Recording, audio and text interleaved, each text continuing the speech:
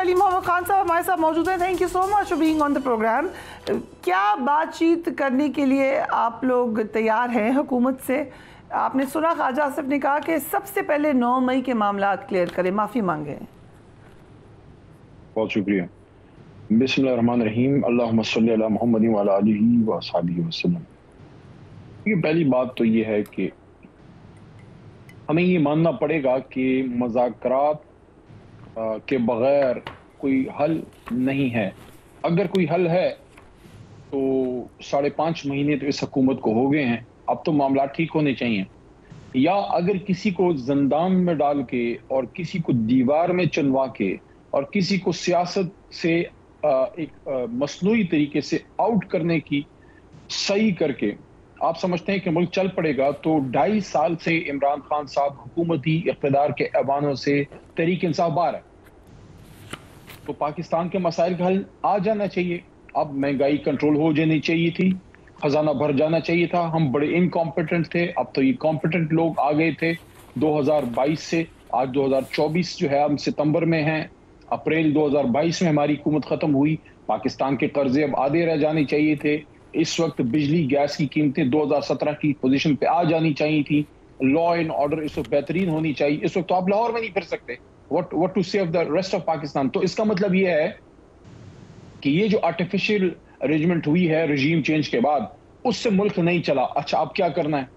اگر آپ سمجھتے ہیں کہ ہم مسائل کی وجہ ہیں تو ہم تو باہر ہیں، اس کا مطلب آپ سے نہیں چل رہا، تو پھر اب کیا کرنا ہے؟ کیا پاکستان طریقے آپ کے پولیٹیکل ڈسکورس ہے، بٹ کویسچن واز کہ 9 مئی کے اوپر معاملات واضح کریں، معافی مانگیں. یہ میں نہیں کہہ رہی، یہ پی ایم ایل این کہہ رہی ہے آپ کو. سو آپ کا کیا موقف ہے اس پر؟ دیکھیں، پی ایم ایل این تو ایک ایسی جماعت اب رہ گئی ہے جو ان کو in the heart of their hearts everybody knows, ان میں سے بھی اور تمام آزاد میڈیا اس بات کو مانتا ہے کہ یہ جماعت فیئر اینڈ سکوئر پاکستان کی تاریخ کی سب سے بدترین شکست کھا کے اقتدار میں بٹھائی گئی ہے. بعض اوقات ایسے ہوتا ہے نا، 5-10 ہزار کا فرق ہوتا ہے، اس کو ہٹا کے یا 10-15 ممبران کو اوپر نیچے کر کے لوگوں کو لے آیا جاتا ہے، جیسے 2018 میں ہوا تھا. ویسے آپ اس کو چاہے جو بھی بات کریں، لیکن ہمارا نقطہ یہ ہے کہ کبھی تاریخ میں ایسا نہیں ہوا کہ ایک جماعت تیسرے نمبر کی جماعت، پہلے نمبر پہ تحریک انصاف تھی 178-180 کی قریب سیٹوں کے ساتھ، دوسرے نمبر پہ تو پیپلز پارٹی تھی، تیسرے نمبر پہ نون لیگ تھی. اگر یہ جنون مسلم لیگ نون کی حکومت ہوتی تو مسلم لیگ نون کے سب سے بڑے جو ان کے لیڈر ہیں وہ تو نواز شریف. اب نواز شریف صاحب کو وزیر اعظم ہونا چاہیے تھا.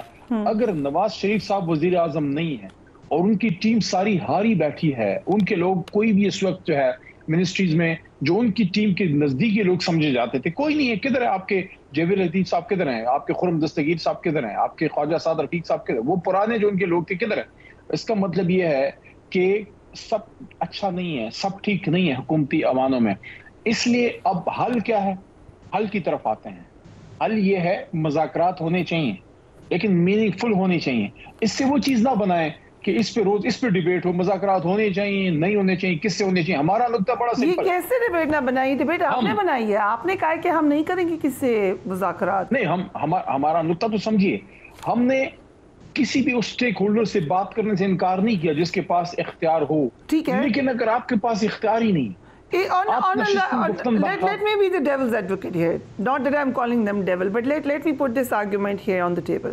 وہ آپ کہہ رہے ہیں کہ ہم بات کریں گے پاور سے. وہی بات کر رہے ہیں آپ جو مریم نواز کرتی تھی، پاور ٹاکس ٹو پاور. آپ نے کہا ہم ان سے بات کریں گے جن کے پاس اختیار ہے. آپ کو لگتا ہے اختیار اسٹیبلشمنٹ کے پاس ہے، ان سے ہم بات کرنے کو تیار ہیں. بار بار آپ لوگ کہہ رہے ہیں وہ اسٹیبلشمنٹ کہتی ہے ہم نہیں کریں گے بات. آپ 9 مئی کے اوپر معافی مانگے. اب اگر نون لیگ آپ کو یہ مشورہ دے رہی ہے تو آپ کو فائدے کا ہی مشورہ دے رہی ہے. اگر آپ یہ کر لیتے ہیں تو پھر آپ کی بات چیت شروع ہو جائے گی، وہ بات چیت جو آپ کرنا چاہتے ہیں. there is a way out. دیکھیں، معافی مانگنا مسائل کا حل نہیں ہے. اگر بات چیت شروع ہو جائے گی تو آپ کے مسائل حل نہیں ہو جائیں گے. دیکھیں، اگر حکومت ہی کہتی ہے کہ 9 مئی پہ معافی مانگیں تو اس کے بعد معاملات آگے چلیں گے، تو پہلے 9 مئی پہ جو ایک رسپانسبلٹی ہے وہ تو فکس ہو. اس کا حل کیسے ہوگا؟ کیا کسی کی خواہش پہ ہم نے جا کے معافیاں مانگنی ہیں؟ ہمارے پیچھے بھی یہ قوم کھڑی ہے، اب بھی 2/3 اکثریت لیے بیٹھے ہیں. پہلے رسپانسبلٹی فکس ہو. اور اس کے لیے عمران خان صاحب نے بڑی کلیئر بات کی ہے کہ جوڈیشل کمیشن بنے, انکوائری ہو اور پتہ لگے کہ کون تھا 9 مئی کے پیچھے. میں کہتا ہوں جو 9 مئی کے پیچھے ہے اس کو ٹھیک ٹھاک سزا ملنی چاہیے, لیکن اس کے لیے پہلے رسپانسبلٹی فکس ہو, جوڈیشل کمیشن بیٹھے, ججوں کے نیچے اس کی انکوائری ہو, رسپانسبلٹی فکس ہو. خان صاحب نے تو خود کہا ہے کہ آپ 9 مئی کے حوالے سے سی سی ٹی وی فوٹیجز لائیے, اگر اس میں ہمارے کارکنان انوالو ہیں تو نہ صرف اس پہ معذرت کریں گے بلکہ ان کو پارٹی سے بھی ہم نکالیں گے. اوکے, پر کچھ سوالات اگر آپ سے میں ہی پوچھ لوں, اگر آپ اجازت دے دیں. ٹھیک ہے, سی سی ٹی وی فوٹیج جو آپ کہہ رہے ہیں مسنگ آئے وہ ضرور آئے, لیکن جو فوٹیج اویلیبل ہے, اور کافی فوٹیج اویلیبل ہے جس میں نظر آ رہا ہے, لوگ کہہ رہے ہیں چلو جی ایچ کیو پر چلو, لوگ کہہ رہے ہیں اندر جاؤ, پھر کچھ لوگ نظر آ رہے ہیں جو حملہ بھی کر رہے ہیں. کچھ لوگوں کو آپ نے کہا یہ پی ٹی آئی سے تعلق نہیں رکھتے, وہ بعد میں ثابت ہو گئے پی ٹی آئی سے ہیں.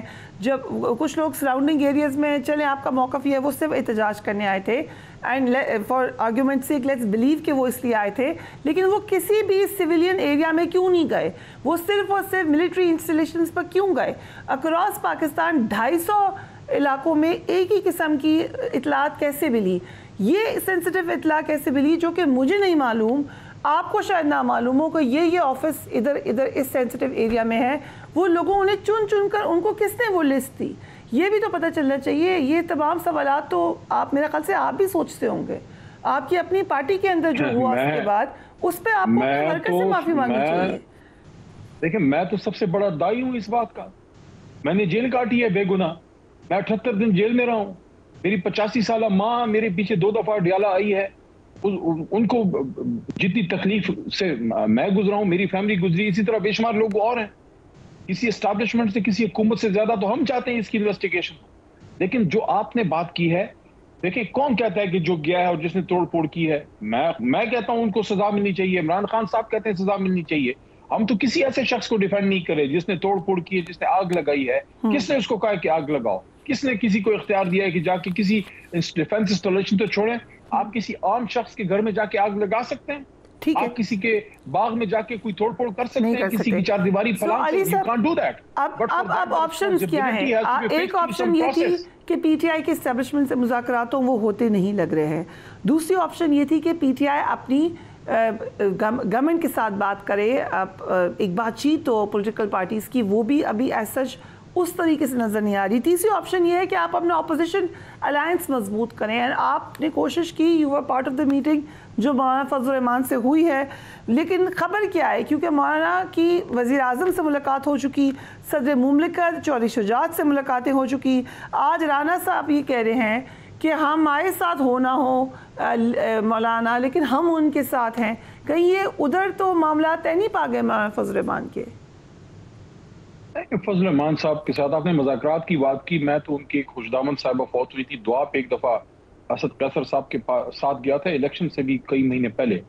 تو بعد میں تو مذاکرات کا, میں جو الائنس کے مذاکرات ہیں اس کا میں حصہ نہیں رہا.